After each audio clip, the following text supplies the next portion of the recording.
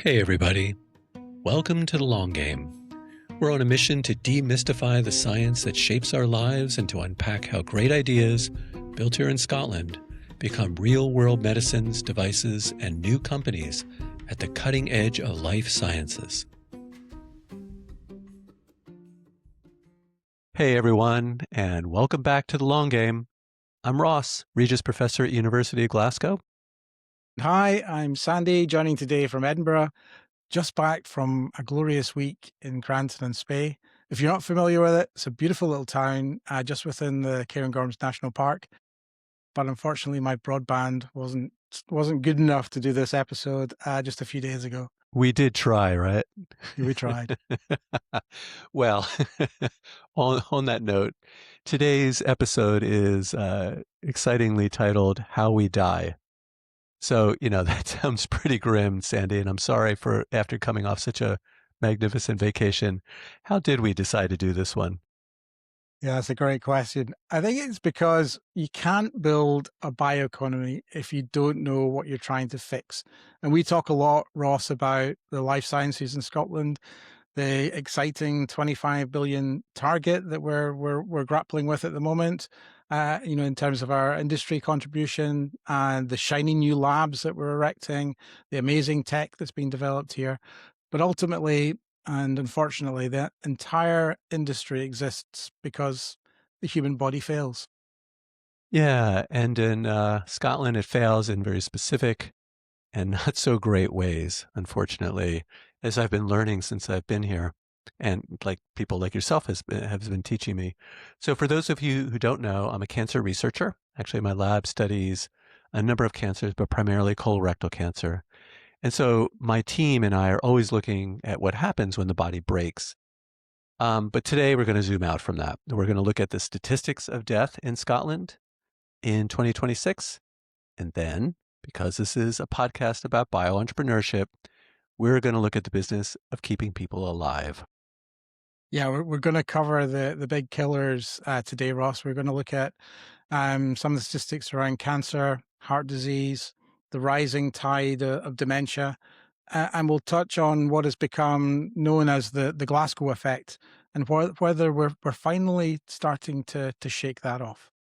Yep. So grab a coffee, put down the bacon roll, and I got to say, I had one today on the golf course. And let's talk about mortality. So, let's get into it, Sandy. And let's start with some numbers. The National Records of Scotland just released the latest data sets, as you know. All right, Sandy, here we go. If you had to guess, what is the number one killer in Scotland right now? And let me just say, I just ran this by my family. They got it wrong. I'll have to try that later, but I'm assuming it's still heart disease, given our reputation for deep fried everything. And I say this while shuffling my jam donut slightly further out of view of the camera. I'm Yeah. pretty sure. Is it still heart disease? First of all, saw the what I would call a donut. Um, well, it used to be, and of course that's what my family and I thought as well. But no, sadly, it's cancer, and I say sadly because I'm a cancer researcher.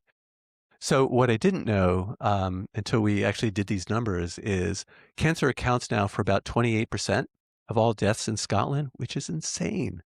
Heart disease, which used to run neck and neck for forever, still there at number two, but it's only about 10 to 11%, which is good news. Cancer is officially the big one. Yeah, I guess that's progress of sorts, right? But why the shift? So are we getting healthier, or indeed are we getting unhealthier? Or are we just living longer and encountering more complex disease later in life? Yeah, well, the good news is it's partly because we're living longer. So this is good. Good news. Cancer is largely a disease of aging, although that's changing a little bit. If you don't die of a heart attack at 60, of course, you get to live long enough to get cancer at 80. So remember, we all die of something eventually.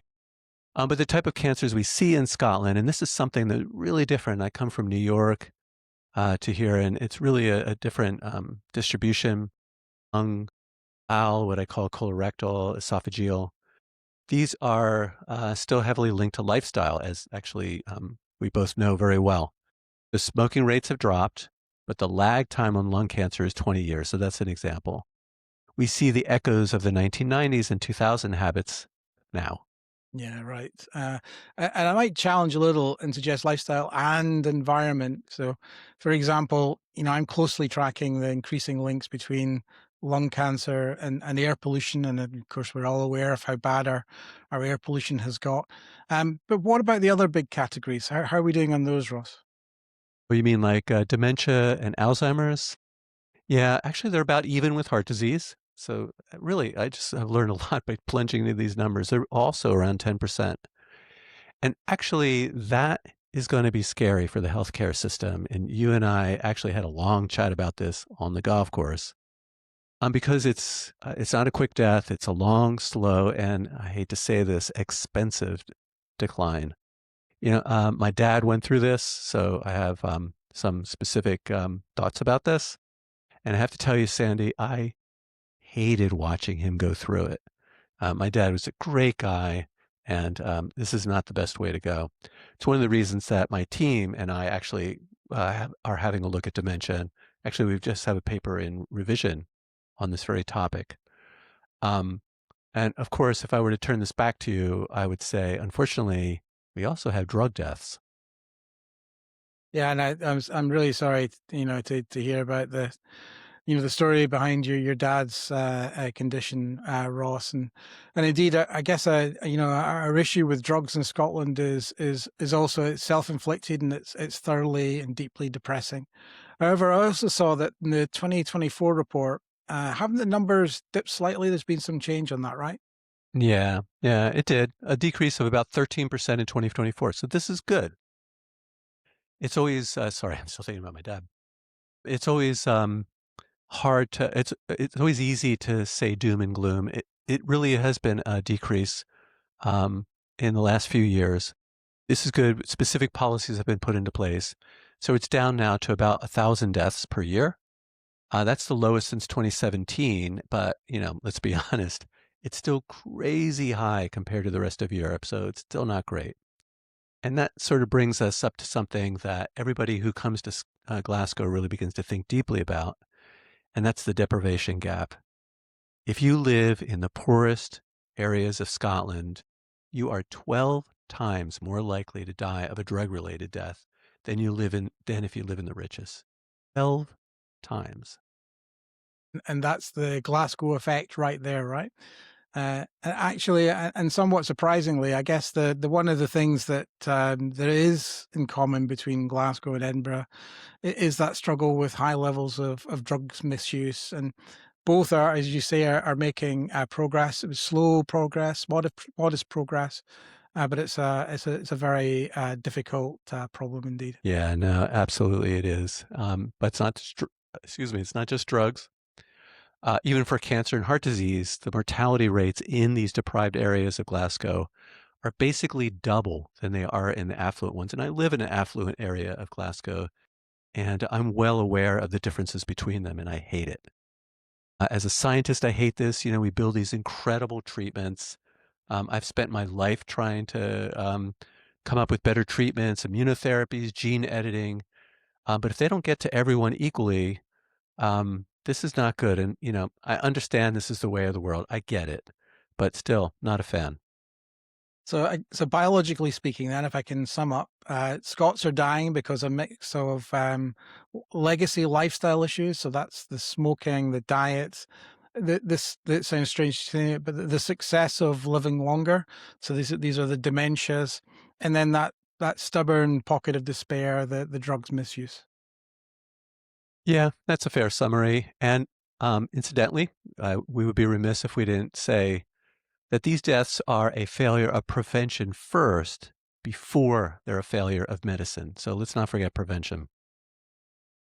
Indeed. So that's a great point to start to pivot and think about the sort of the economics of illness. So let me put my commercial hat on, and you've described expertly the human cost. I want to talk about the economic cost, because that's what affects our wealth as a nation. It's what drives our government policy, and it strongly influences the types of investment that you and I talk so often about, Ross.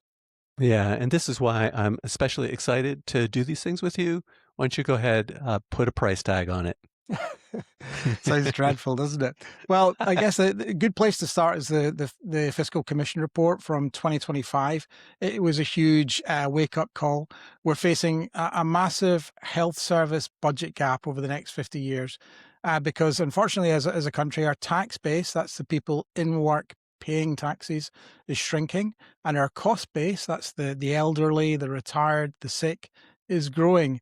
So in Scotland, that economic inactivity that we see through long-term sickness, that's in fact higher than anywhere else in the UK. So it's a difficult landscape. Yeah, yeah, that's crazy, actually. So, in other words, people aren't working because they're too sick? Exactly. And that kills our productivity. It erodes our wealth. If you have 700,000 people living with cardiovascular disease, that's a huge chunk of our workforce operating suboptimally and reduced capacity. From a business perspective, this is our industry lens. That current model is unsustainable. So NHS spend is the second biggest chunk of our budget. And there's a huge amount that we spend on medicines. And in fact, we're spending billions on treating late stage disease. All right. So, and this I think is where our conversation really got going when you and I started talking about doing this podcast, right? So here we Yeah, are. exactly. So, business guy, not business guy, research guy, business guy. So where's the opportunity? I know you're in the clinical innovation zone in Govan. What's the industry answer? Tell me.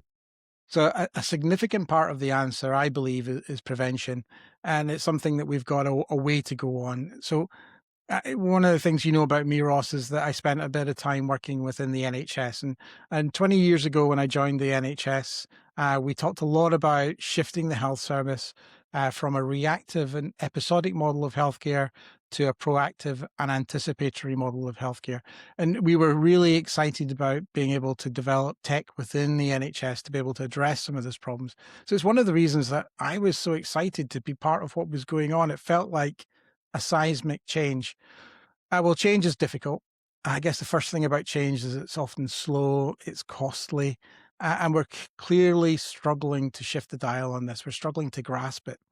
So at least part of the answer requires us to begin to pivot our investment from operating costs, that's the beds, the pills, unfortunately, the bureaucracy that we see in our hospital systems, to CapEx or capital expenditure, which is the investment that we make in early detection technology. So when we find disease early, and never mind the human cost in terms of improved survival rates, it's estimated to be about 4 times cheaper to treat early stage disease as it is to treat late stage disease. Yeah, that So makes sense. so if we take the work that we do at Canon Medical with AI imaging for radiology, for example, if we can use an AI algorithm to scan a chest CT and identify a lung tumor 2 years before that patient might typically present later in stage to their GP.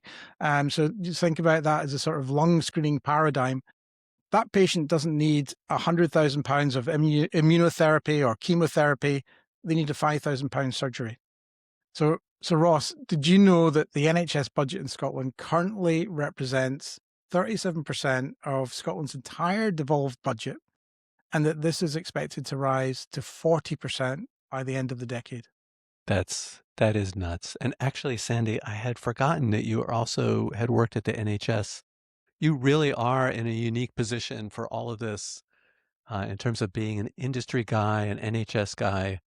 So, in other words, basically, that's the early diagnosis. That's the holy grail, right? Is to try to bring those money numbers down. I assume we're going to have to bring those numbers down. Yeah, I think it is, Ross, and in Scotland we've got some real advantages. We recognise that we're one of these great places, a perfect place perhaps to do some of this research and make this change. We have great assets like the Community Health Index or the CHI number. That's our unique patient ID, and we have essentially a kind of closed loop health system. We have the experts. We have companies like Chemify, and I'm super excited to learn more about that as part of our podcast. And we're looking forward to having a really exciting showed, I guess, dedicated to learning more about that. And then also like companies like my own kind of medical developing technology to do faster diagnosis. We think these are the ways to try and break that inflation curve in healthcare. If we don't fix this commercially, well, the evidence is that the NHS will simply eat the entire Scottish budget, unfortunately, by 2070. Eat the entire Scottish budget? Yeah. So I'm afraid so so. yeah. Uh, that would be I'm going back to the sausage roll. So so actually so this actually takes us to kind of the point of this of today's topic, which is this is a message to the bio entrepreneurs, right? So the market is not just aiming at curing cancer. Here's a guy who spent my entire life trying to cure cancer. We'll get there, but it might take us a few more weeks. What we're really talking about here is keeping people out of the hospital. You know, you and I are part of this living laboratory where we have seen people with amazing ideas that the NHS is not going to embrace because it's actually going to drive costs up, even though it will help people. And unfortunately, there always has to be that balance. So, from what I've seen, your point, which is driving costs down, in other words, getting that balance right between making people better at a reasonable cost. And of course, coming out of the States, I know what it looks like when that balance goes wildly out of whack. Um, from what I've seen, I think the NHS will be more excited about your solution, which is a good bang for the buck, basically. I think you're spot on, Ross. I think if we can pitch products to the NHS today that reduce the number of effective bed days, that get people back to work faster, and that ought to be a winning value proposition in 2026. I think the government is genuinely desperate for preventive tech. And although I'm not sure they've exactly got the money to pay for it without difficult choices, however, that's another political story, and I think that's a slightly different podcast than the one that we're trying to. All right, So put it on the list. we're feeling where the boundaries are, I guess. Yeah. However, I think if you can come up with tech that frees up that operating expenditure that we discussed about earlier, and really provides the productivity and the efficiency improvements that are so badly needed within the NHS, I think that technology today that can free up that expenditure, which creates the headroom, which is so crucial to affect the pivot, i.e., that change to a preventive and proactive healthcare system that we so desperately need. Yeah, I think that's actually really well said. So let's sort of put a bow in this and do a little bit of a little bit of backtracking because we did wander around a little bit, um, and that is to wrap up the heavy stuff. At least we die primarily of cancer, okay, followed by heart disease and dementia. These are the major reasons. So to the title, how we die of cancer, we die of heart disease, we die of dementia. If you're poor, you die sooner. Um, and this level of sickness is a big drag on the Scottish economy.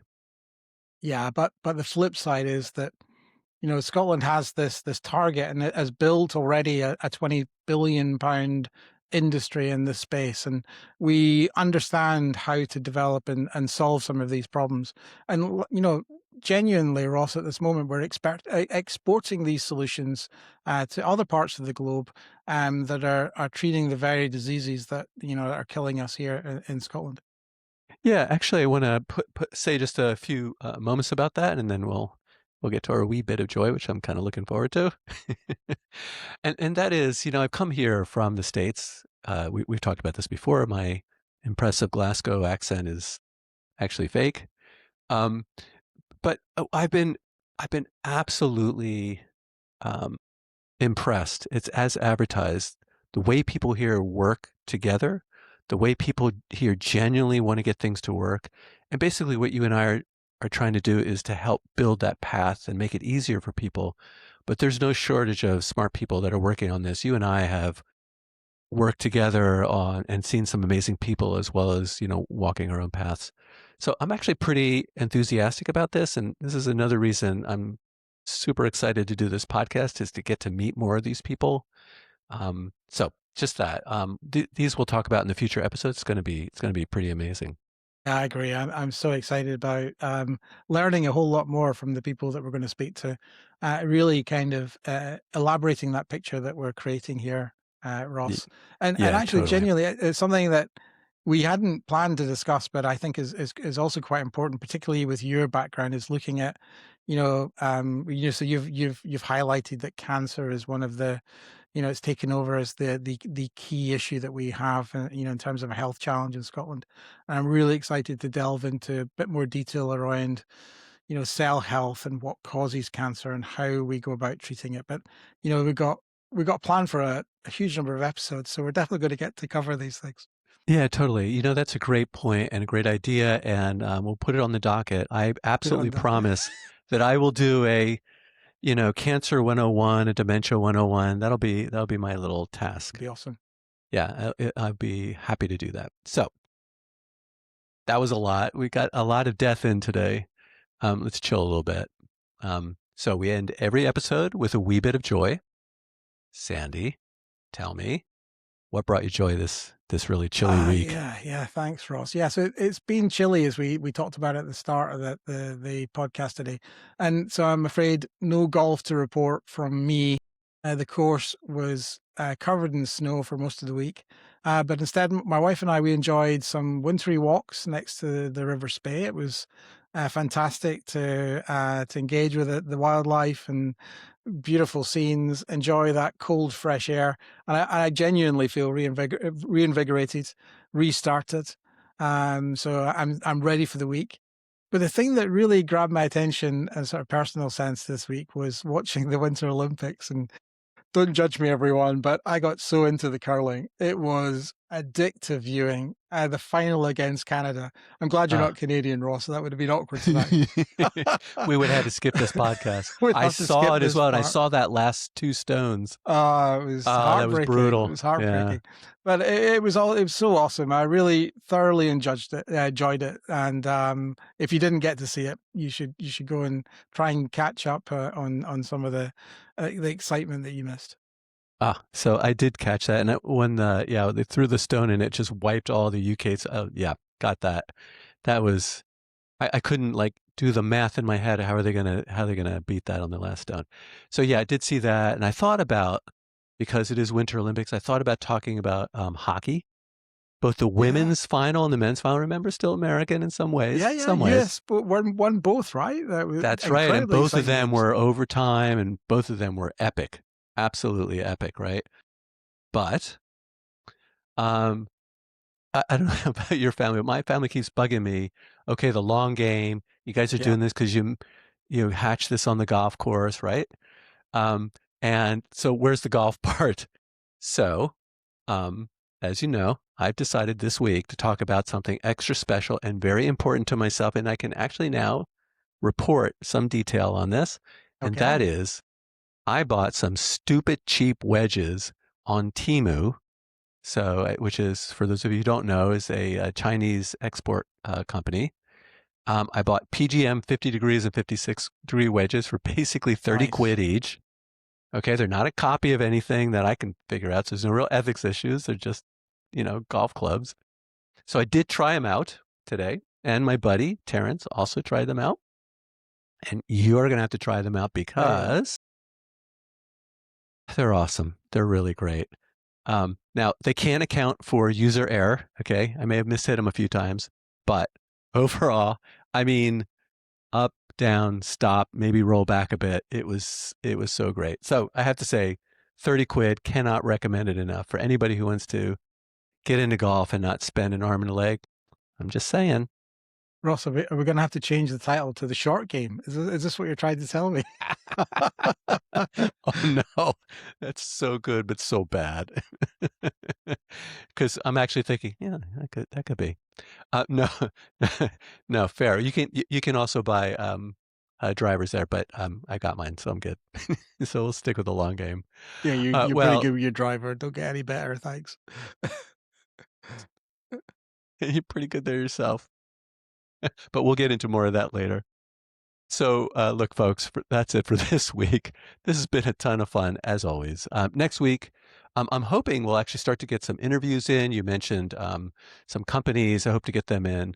You know what, Sandy? This is going to be a ton of fun. I am It looking is. forward.